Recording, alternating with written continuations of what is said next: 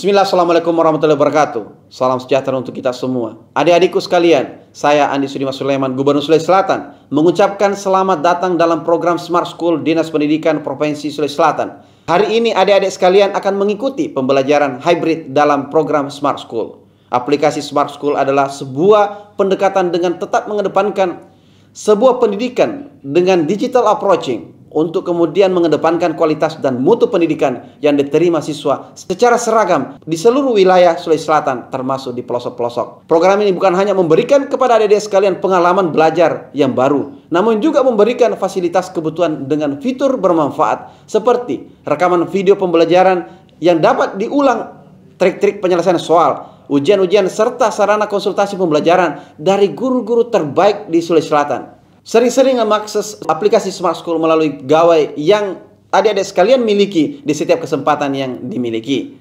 Untuk seluruh adik-adikku sekalian yang saya cintai, saya banggakan, selamat belajar dan semoga ilmu yang didapatkan bermanfaat untuk menambah pengetahuan pendidikan adik-adik sekalian. Salam kita pada salam. Assalamualaikum warahmatullahi wabarakatuh. Salam sejahtera untuk kita semua.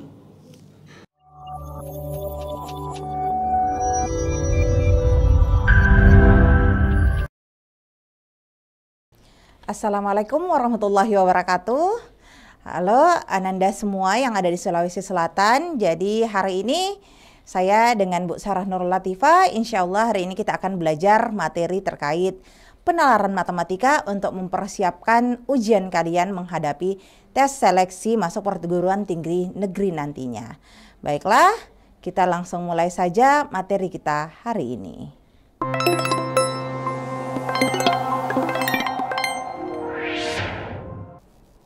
Oke, nah sekarang kita akan belajar materi penalaran matematika. Oke, saya rasa kalian sudah familiar ya dengan penalaran matematika karena kemarin sempat mengikuti tes AKM ya. Nah kalau begitu sekarang kita langsung saja masuk ke contoh soal nomor 1. Oke, di sini bisa kalian lihat soal terkait physical distancing. Jadi, social distancing merupakan salah satu langkah pencegahan dan pengendalian dan seterusnya. Ketika menerapkan physical distancing dan seterusnya, kemudian di sini yang ditanyakan misalkan Maryam seorang OTG, terjadi bla bla bla, maka banyak orang tertular selama 4 hari, ada berapa orang? Oke, ada yang mau mencoba menjawab enggak di sini? Ya? Anandaku yang ada di Sulawesi Selatan semuanya, apa ada yang mau mencoba memberikan jawaban? Boleh interaktif, boleh menuliskan di kolom chat kalau ada yang punya jawaban. Oke, langsung saja kita mulai ya menjawabnya. Kalau gitu kita jawab bersama-sama. Nah sekarang sebenarnya dari soal ini yang menjadi fokus kita sebenarnya hanya ada di paragraf terakhir. Oke, yaitu di mana misalkan Maryam adalah seorang OTG, oke, yang pergi keluar rumah dan menulari 4 orang setiap harinya. Jadi di sini Maryam tiap hari dia menulari 4 orang. Kemudian keempat orang ini kan tertular juga. Nah, dia menulari lagi masing-masing 4 orang lainnya. Jadi pada hari kedua tertular lagi masing-masing 4 oleh 4 orang yang sudah terinfeksi ini. Begitu seterusnya hingga berlangsung selama 4 hari. Maka pertanyaannya adalah berapa sih banyak orang yang tertular selama 4 hari? Apakah 256 orang, 512 orang, 1024 orang, 2048, ataukah 2096 orang? Oke, sekarang coba kita cek di sini ya. Atau ada yang punya jawaban? Ayo, berapa jawabannya? Oke, nah sekarang saya rasa kalian bisa menjawab ini dengan mudah ya, karena ini sudah pernah dipelajari di materi barisan dan deret, tepatnya di barisan dan deret geometri. Oke, jadi katanya pada hari pertama, di sini misal ya, saya tulis H1. Oke, Maryam menulari 4 orang. Oke, berarti di hari pertama ada 4 orang OTG baru. Oke, kemudian di hari kedua, masing-masing 4 orang ini menulari juga 4 orang. Berarti dengan kata lain, 4-nya mau saya kali 4. Berarti dengan kata lain, kalau 4-nya saya kali 4, maka di hari kedua jumlah OTG-nya ada 16 orang. Oke, sampai sini bisa ya. Nah, yang ditanyakan kan hari keempat. Berarti saya cukup lakukan perkalian berulang, yaitu perkalian 4 secara berulang. Maka di hari ketiga saya kali 4 lagi dihasilkan 64. Sehingga pada hari keempat dihasilkan jumlah penderita sebanyak 256 orang. Oke, yang diawali oleh Maryam. Oke ya, jadi hati-hati ya. Ini kalau sehari bertemu 4 orang saja ya. Bagaimana kalau bertemunya lebih dari 4 orang? Nah, berarti kalau gitu jawabannya adalah alfa. Oke, nah bagaimana kalau seandainya kalian menggunakan rumus terkait dengan barisan geometri ya? Anggaplah di sini suku pertamanya U1-nya adalah 4 atau dengan kata lain A-nya adalah 4. Kemudian R-nya atau rasionya itu adalah 4. Karena yang ditanyakan pada hari keempat, berarti sebenarnya yang ditanyakan adalah suku keempat atau N-nya adalah 4. Nah, Nanda kan semua sudah pernah dapat ya di kelas 11 kemarin bahwa rumus suku ke N itu adalah A dikali R pangkat N dikurang 1. Berarti dengan kata lain, kalau UN-nya adalah A kali R pangkat N dikurang 1, maka U4-nya sama saja dengan, oke, N-nya kita ganti 4, A-nya tadi sudah diketahui nilainya 4, oke, R-nya juga bernilai 4. Kemudian N-nya 4 dikurang 1 nilainya 3. Maka 4 kali 4 pangkat 3 sama saja 200 juga 56. Jadi yang mau menggunakan secara logika boleh. Yang mau menerapkan rumus dari barisan geometrinya juga boleh. Sama saja ya hasilnya 256 orang. Oke, sampai sini ada yang kesulitan atau aman saja? Kita lanjut ke soal berikutnya. Oke, boleh ya interaktif kalau ada yang punya jawaban. Bu, saya jawabannya ini nih, gitu. Saya jawabannya ini. Tadi saya lihat ada yang dari Goa ya, jadi ini Sulawesi Selatan insya Allah. Oke, kalau gitu kita langsung saja pindah ke soal penalaran matematika yang berikutnya. Oke, yuk.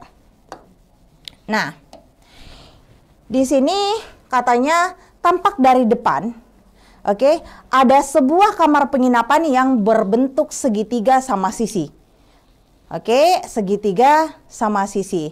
Oke, ada SMA 17, Masya Allah ya. Oke, ada segitiga berbentuk segitiga sama sisi dengan panjang sisi sebesar 8 meter. Dari Dena diketahui bahwa titik H dan K adalah titik tengah ruas AC dan BC. Sementara L dan M adalah titik tengahnya lagi nih dari HC dan KC. Pertanyaannya adalah berapa sih tinggi dari pintu penginapan IE? Jadi ini tampak depan ya. Ini tampak depan penginapannya. Jadi yang ditanyakan adalah berapa sih tinggi pintu penginapan ini gini. Oke, yang ditanyakan ini nih. Nah, tinggi pintu penginapannya berapa nih? Nah, kalau seperti ini kan kita agak susah mengidentifikasinya ya. Makanya Bu Sarah membuat denahnya dulu. Saya mengilustrasikan bahwa penginapan ini tampak seperti segitiga ABC di samping ini. Oke ya, bisa dilihat kan? Nah, di sini katanya diketahui nilai H-nya itu, titik H-nya itu berada di tengah-tengahnya AC. Berarti kalau begitu, AH dan HC tentu panjangnya sama. Karena tadi sisi segitiga ABC adalah 8, oke, berarti ini adalah 8. Berarti AH-nya adalah setengahnya. Di sini 4, di sini juga 4. Nah, yang ditanyakan di sini adalah berapa sih tinggi dari pintu penginapan atau IE. Boleh diwakili oleh IE, boleh diwakili oleh JF, atau boleh saya tarik di tengahnya saja nih di sini. Oke? Boleh saya tarik di tengahnya di sini. Ini juga sama saja ya. Oke, untuk lebih mudahnya kita langsung lihat ke slide berikutnya.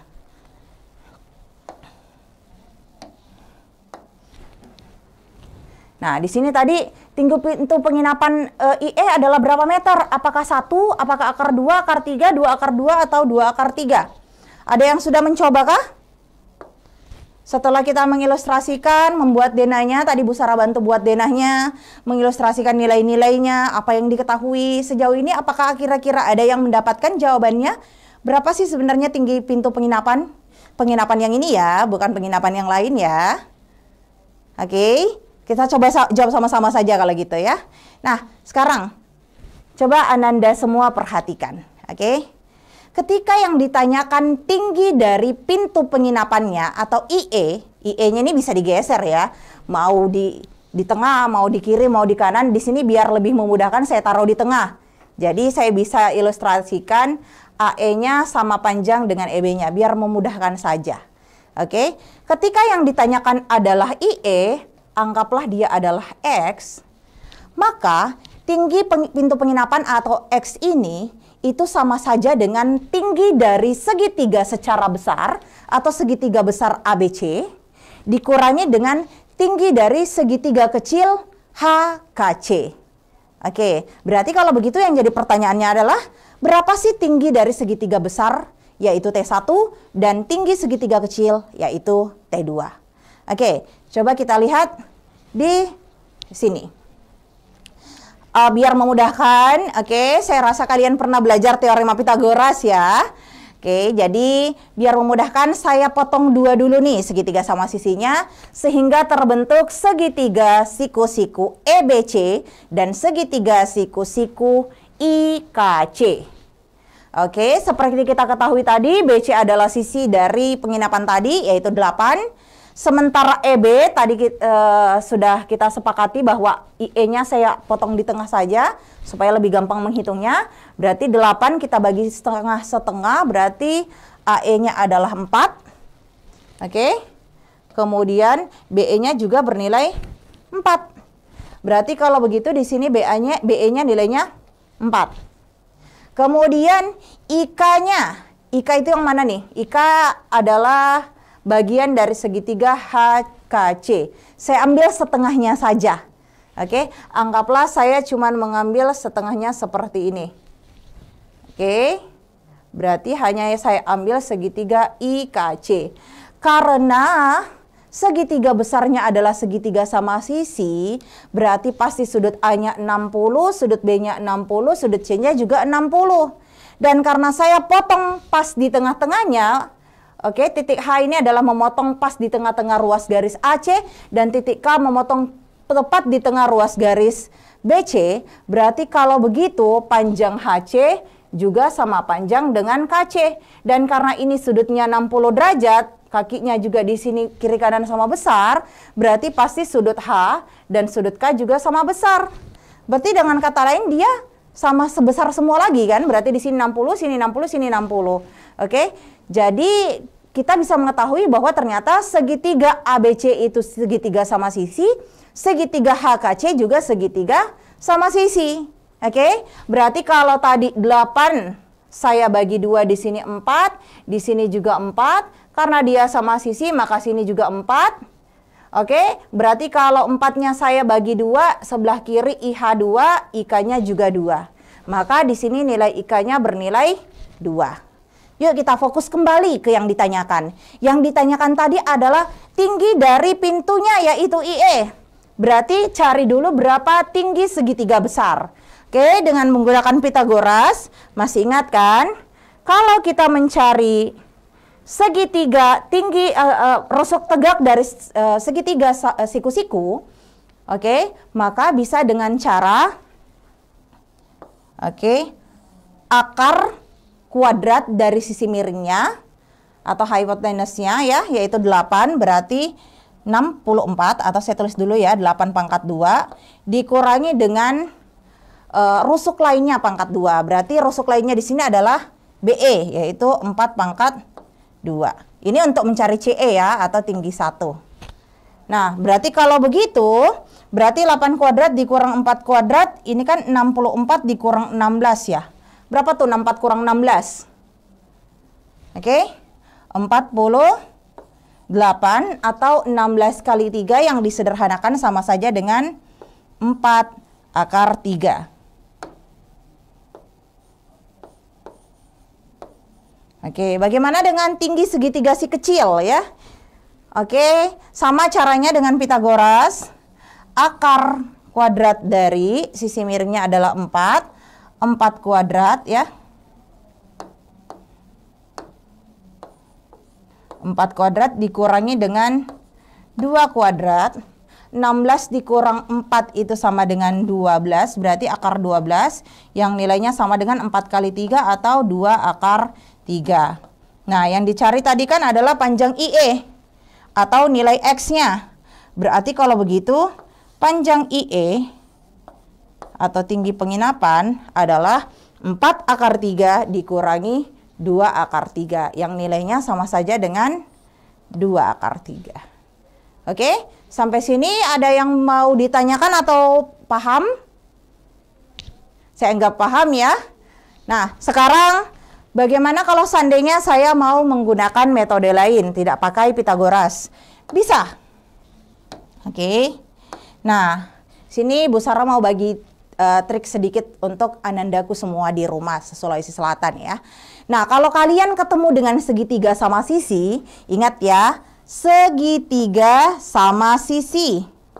Oke, maka untuk mencari tinggi dari segitiga sama sisi, anggap saja di sini sisinya adalah S.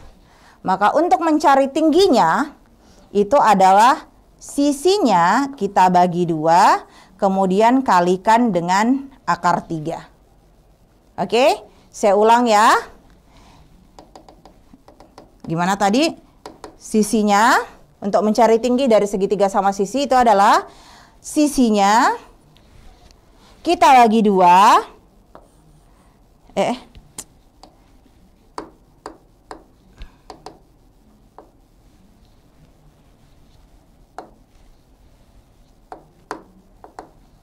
Gak mau ya. Oke, sisinya kita bagi 2, kemudian kita kalikan dengan akar 3 ya. Nah, sekarang kalau begitu berarti kalau saya mau cari tinggi dari segitiga ABC, saya cukup cari sisinya. Sisi dari segitiga ABC tadi berapa ya? Ayo, ada yang mau tulis di kolom chat? Atau lupa?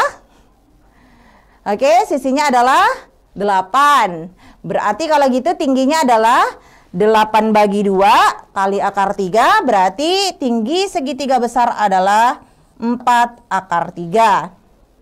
Bagaimana dengan segitiga yang kecil? Ya, segitiga yang kecilnya tadi kan kita bagi 2 ya. 8 bagi 2, sini 4, sini 4. Dia adalah segitiga sama sisi juga. Berarti tingginya saya bisa cari juga dengan cara seperti ini. Sisinya kita bagi 2, kalikan dengan akar 3. Berarti 4 bagi 2 kali akar 3 sama dengan 2 akar 3. Yang kalau kita kurangkan, hasilnya juga sama dengan 2 akar 3 ya. Oke, alhamdulillah saya rasa Ananda semua bisa dipahami ya. Oke, kalau begitu kalau kita akan lanjut ke soal berikutnya ya. Nah, di soal berikutnya tampak dari depan ada sebuah kamar penginapan berbentuk segitiga sama sisi dengan panjang sisi sebesar 8 meter. Sama ya Bu dengan yang tadi? Ya, sama ya. Tapi yang ditanyakan berbeda. Oke.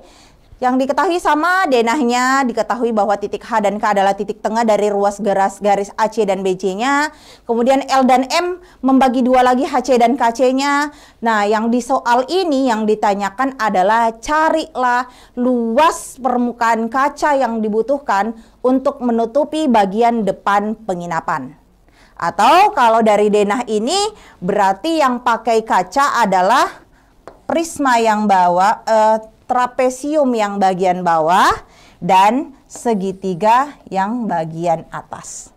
Oke, nah seandainya di sini kita anggap garisnya ini kita abaikan ya, kita anggap garis pinggir-pinggirannya ini kita abaikan. Oke, nah sekarang yang ditanyakan adalah luas permukaan kacanya ini berapa? Oke, apakah 10 akar 3? Apakah 11 akar 3? 12 akar 3, 13 akar 3, atau 14 akar 3? Boleh dong jawabannya? Adakah yang ketemu jawabannya? Yang ketemu boleh ditulis di kolom chatnya. Jawabannya apa? A, B, C, D, atau E? Berapa nih luasnya? kacanya saja. Oh, tidak ada ya. Ya sudah, tidak apa-apa ya. Nah, sekarang di sini kan yang ditanyakan adalah luas permukaan kacanya. Berarti sebenarnya seandainya penginapan ini seluruhnya ditutupi oleh kaca. Ini seandainya saja seluruhnya ditutupi oleh kaca. Berarti sebenarnya saya cukup, oke, seandainya seluruhnya ditutup kaca, maka saya cukup menghitung luas segitiga secara keseluruhan. Oh, ada yang jawab D nih dari SMA 5 Wajo. Oke, kita cek ya. Katanya 13/3, Bu. Oke, kita save dulu jawabannya. Kalau seandainya kacanya menutupi seluruh segitiga, maka kalau gitu saya cukup menghitung luas segitiga ABC. Tapi ternyata ada bagian dari penginapan yang tidak ditutupi kaca, yaitu trapesium yang di tengah ini atau trapesium HKML. Berarti dengan kata lain, kalau saya mau mencari luas yang ditutupi kaca, berarti luas segitiga ABC-nya, saya keluarkan luas trapesium HKML-nya. Masih ingat kan rumus luas segitiga? Rumus luas segitiga adalah, oke, Debu, oke, ada tambahan lagi nih. Ya, kita save nih dari SMA berapa Bone nih. Oke, nah sekarang rumusnya apa luas segitiga ABC? 1/2 kali alas kali tinggi. Berarti alasnya adalah AB, ya. Kemudian ini adalah tinggi segitiga. Nah, terus bagaimana dengan luas trapesium? Jumlah dari dua sisi sejajar, berarti HK dan LM kita jumlahkan, bagi 2 kalikan dengan tinggi dari trapesiumnya. Tingginya ini berapa nih? Nah, oke. Sekarang kita tampilkan seperti ini. Oke, ini alasnya adalah 8 karena sisi segitiga. Ini pasti 4 karena setengahnya kita sudah buktikan tadi. Ini setengahnya lagi berarti 2. Berarti kalau begitu sisi sejajarnya adalah 4 dan 2. Oke, dengan memasukkan rumusnya 1/2 kali alas kali tinggi berarti 1/2 dikali AB. Di mana AB-nya itu adalah 8. Berarti 1/2 kita kali dengan 8, kita kali dengan tingginya segitiga. Bagaimana tadi cara mencari tinggi segitiga? Sisi resupnya bagi 2, 4 kali akar 3. Ya kan? Lebih cepat toh daripada kita mesti hitung lagi pakai Pitagorasnya. Nah, sekarang berapa jumlah dua sisi yang sejajarnya? LM itu adalah 2, HK itu adalah 4. Kalau kita jumlahkan 6/2 dikali tinggi kedua atau tinggi si trapesium. Nah, tinggi trapesium kan belum diketahui. Tapi saya bisa mencari tinggi trapesium dengan cara mengurangkan, oke, tinggi 2 ini, tinggi trapesium ini bisa saya dapatkan dengan cara mengurangkan tinggi segitiga HKC dikurangi dengan segitiga LMC. Oke, tinggi dari HKC dikurangi dengan tinggi dari LMC. Sorry, jilbabnya ini ya. Saya tulis ulang deh biar jelas. Tinggi dari HKC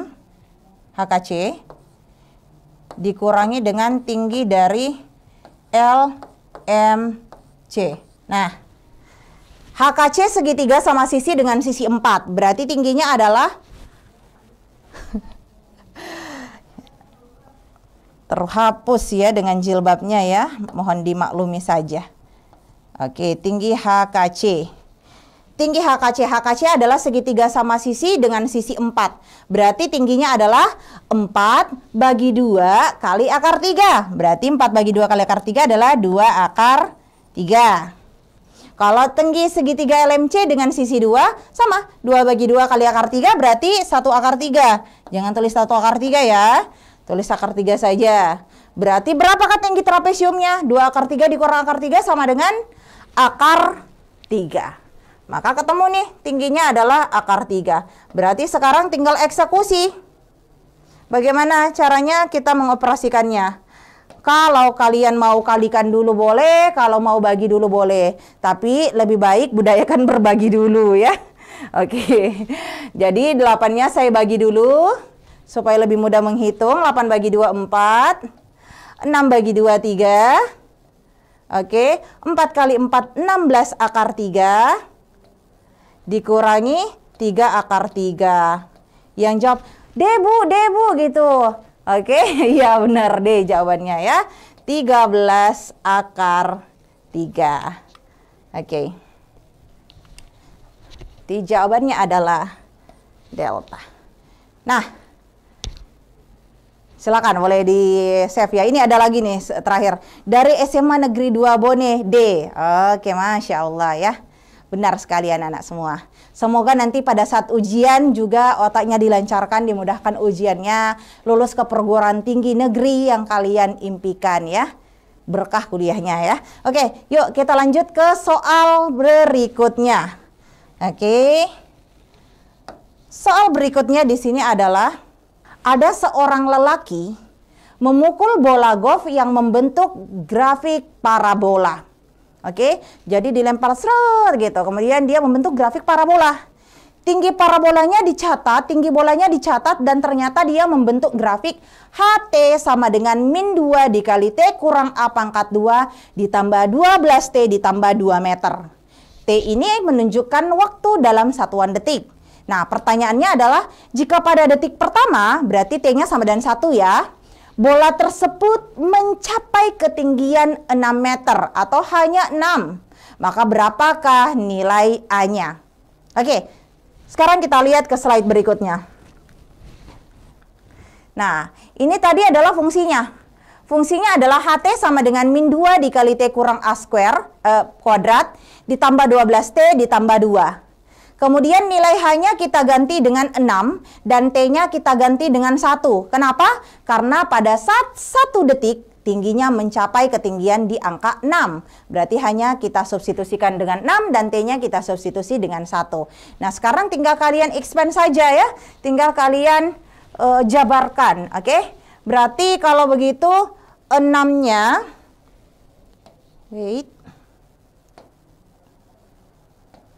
Oke. Berarti 6-nya sama dengan 1 kurang A pangkat 2, itu kan berarti 1 kurang A dikali 1 kurang A. Kalian boleh kalikan manual atau kalian juga boleh pakai ini nih. Semoga kalian masih ingat ya, bahwa A tambah B pangkat 2 sama saja dengan A kuadrat ditambah 2AB ditambah dengan B pangkat 2. Kalau dia A kurang B, berarti A kuadrat kurang 2AB ditambah B kuadrat. Oke, berarti kalau seperti itu, ini saya... Oke, berarti kalau seperti itu, kita lanjut tadi ya. 6 sama dengan minus 2, ini kan tadi 1 kuadrat ya, berarti 1 dikurangi 2 kali A kali B, berarti 2 kali 1 kali minus A, berarti minus 2A. Ditambah dengan B kuadrat, di sini B-nya adalah minus A. Minus A kali minus A ya berarti A kuadrat. Oke, tutup kurung, 12 tambah 2 sama dengan 14. Sekarang tinggal dikali masuk. Oke, berarti minus 2-nya kita kali 1 jadinya adalah minus 2. Minus 2-nya kita kali dengan min 2A. Oke, hasilnya adalah positif 4A.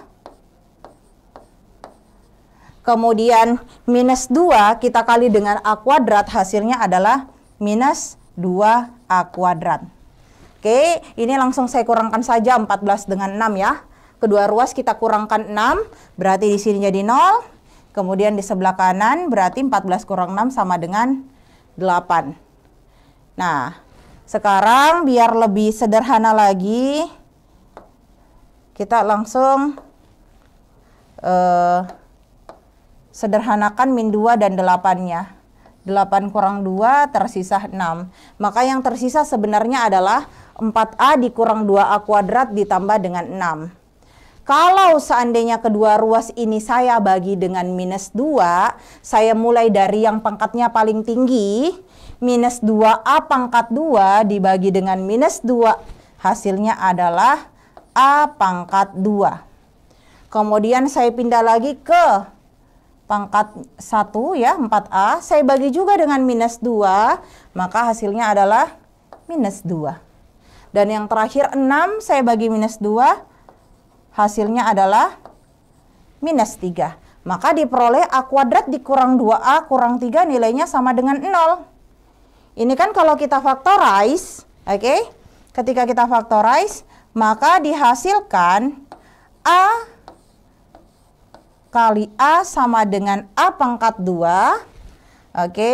Min 3 kali plus 1 sama dengan minus 3, minus 3A tambah 1A sama dengan minus 2A. Oke, berarti kalau begitu karena nilai A kali B bernilai 0, ini sama saja dengan A-nya sama dengan 0, B-nya juga sama dengan 0. Atau A kurang 3-nya sama dengan 0, A tambah 1-nya juga sama dengan 0. Yang kalau kita sederhanakan lagi diperoleh A sama dengan 3 dan A sama dengan minus 1. Nah, jawaban mana yang tersedia tadi? Yang A sama dengan minus 1. Oke ya. Nah, sekarang kalian bisa lihat ada yang benar jawabannya? Apa itu? Jawabnya E ya, benar E ya. Nah, mau saya kasih tahu cara cepatnya enggak? Mau atau tidak? Kalau mau tulis di chat ya. Atau cukup nih? Coba ditulis di kolom chatnya. Kalau ada yang mau saya kasih tahu cara cepatnya, saya kasih tahu nih. Nggak ada yang tulis ya. Ya sudah, walaupun tidak ada yang tulis, oke, ada yang tulis mau Bu, mau. Oke. Cara cepatnya bisa dengan seperti ini anak-anak semuanya ya. Ini kan pilihan ganda. Nilai yang ditanyakan nilai A. Berarti ada nilai A di min 5 diasumsikan A, min 4, min 3, min 2, min 1, semua ini diasumsikan sebagai nilai A. Oke, bisa juga kalian cukup mensubstitusi angka ini, masukkan yang mana di sini yang kalau A-nya, oke, yang mana di antara kelima pilihan A ini yang kalau saya masukkan ke sini, kemudian T-nya sudah saya ganti dengan 1, kemudian hanya dia akan menghasilkan nilai 6. Jadi kalian tidak perlu factorize lagi atau penjabaran lagi. Kalian cukup ganti T-nya dengan 1, A-nya boleh dengan memilih di sini. Tipsnya biasa kalau Bu Sarah itu saya pilih dulu angka yang tengah. Oke, kalau angkanya masih agak kurang terlalu besar, berarti saya pilih angka di bawahnya. Jadi opsi yang atas AB-nya otomatis salah gitu kan. Jadi itu bisa memudahkan kalian. Kalian cukup coba-coba opsi yang terdapat di soal kalian. Ganti nilai A-nya ke dalam sini, T-nya dengan 1, yang mana yang menghasilkan nilai 6. Tentu tadi jawabannya adalah minus 1. Caranya coba tadi, T-nya ganti 1, A-nya ganti minus 1, 1 dikurang minus 1 berarti 1 tambah 1 sama dengan 2. Oke, 2 dikali min 2 sama dengan 2 pangkat 2 sama dengan 4, 4 kali min 2 sama dengan minus 8. T-nya tadi ganti 1, 12 kali 1, 12. Ditambah 2. 12 tambah 2, 14. 14 kurang 8. Oh, benar nih jawabannya 6. Maka jawabannya adalah E. Oke? Boleh dengan cara seperti itu. Tapi biar memudahkan nggak mencoba semua opsi, saran ibu biasanya coba dari tengah dulu, terus sesuaikan. Kalau angkanya kebesaran, coba di bawahnya. Kalau angkanya kekecilan, coba di atasnya. Oke, karena kita dibatasi oleh waktu ya, saya rasa cukup sampai di sini pembelajaran kita terkait penalaran matematika dengan Bu Sarah. Insya Allah kita ketemu lagi di pertemuan berikutnya, tentu dengan materi yang sama. Mohon maaf kalau ada salah ya. Mari kita tutup dengan banyak-banyak istighfar dan mengucapkan alhamdulillahirabbil alamin ya.